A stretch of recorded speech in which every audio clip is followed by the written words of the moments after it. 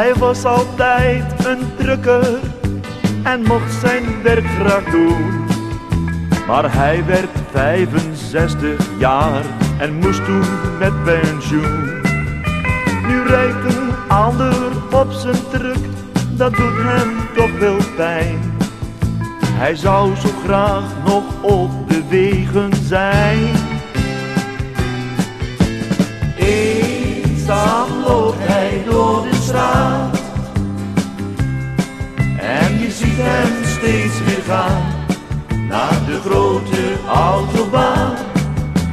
In zijn hart heeft hij een stil verdriet als hij die grote wagen ziet. Zijn vrouw zegt, ga toch vissen, dan heb je wat te doen. Maar zit dan stil te staren, denkt aan die tijd van toen. Hij kan geen afscheid nemen van alles wat hij liet.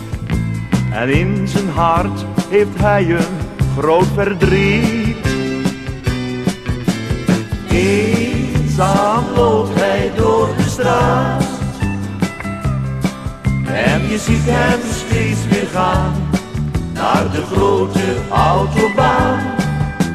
In zijn hart heeft hij een stil verdriet als hij die grote wagen ziet. Nu staat hij aan een tankstation en heeft weer wat te doen. Hij kan weer met ze praten, met zijn makkers net als toen.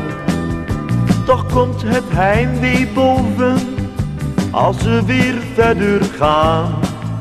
Dan denkt hij, waarom moet ik hier toch staan? Eenzaam loopt hij door de straat en je ziet hem steeds weer gaan naar de grote autobaan. In zijn hart heeft hij een stil verdriet als hij die grote wagen ziet.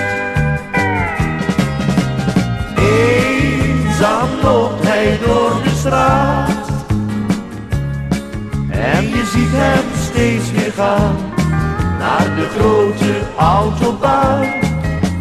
In zijn hart heeft hij een stil verdriet als hij die grote wagen ziet.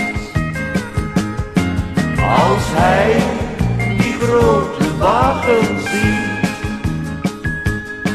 Als hij die grote wagen ziet.